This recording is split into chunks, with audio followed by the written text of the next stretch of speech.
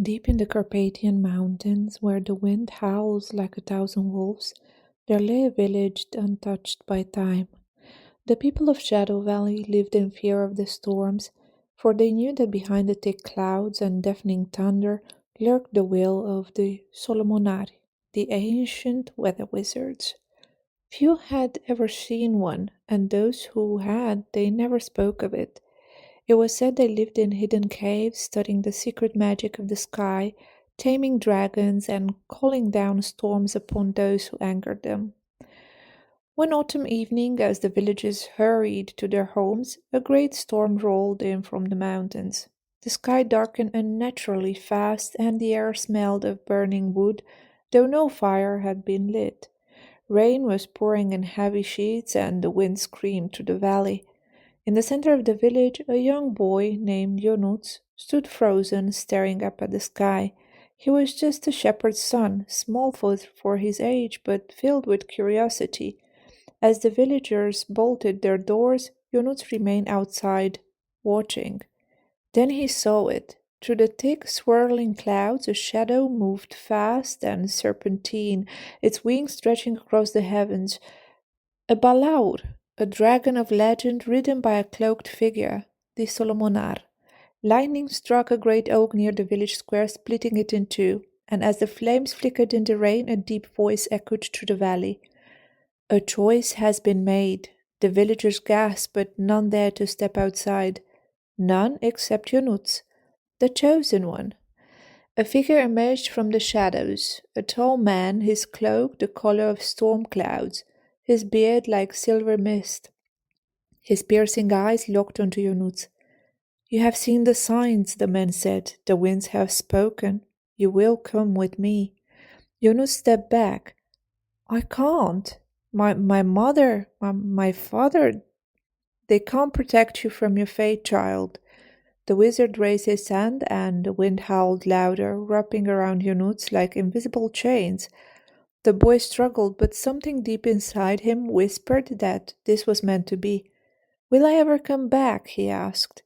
The Solomonar studied him for a long moment. "If you master the storm, perhaps. If you fail, the wind will carry away your name, and you shall be forgotten." The villagers peeking through their windows whispered prayers. They knew when a Solomonar chooses an apprentice, there is no refusing. Ionuț took a deep breath, then, with one last look at his home, he stepped forward. The wizard placed a hand on his shoulder, and suddenly they were lifted into the air. The wind screamed, the village shrank below, and the storm swallowed them whole. Ionuț felt weightless like a leaf caught in a whirlwind. The world spun in flashes of darkness and lightning. His ears rung with the roar of the storm, and his heart pounded as if trying to escape his chest. Then, just as suddenly as it began, the storm ended. He landed hard on a cold stone floor. He gasped, scrambling to his feet, and the air was damp and filled with the scent of rain and something older, earthy, like roots that have never seen the sun. They were in a cavern, vast and echoing. The walls shimmered faintly, as if touched by ghostly light. In the distance, Ionuț saw the outlines of massive stone doors covered in carvings of dragons, storms, and ancient symbols. Then the Solomonar stepped forward.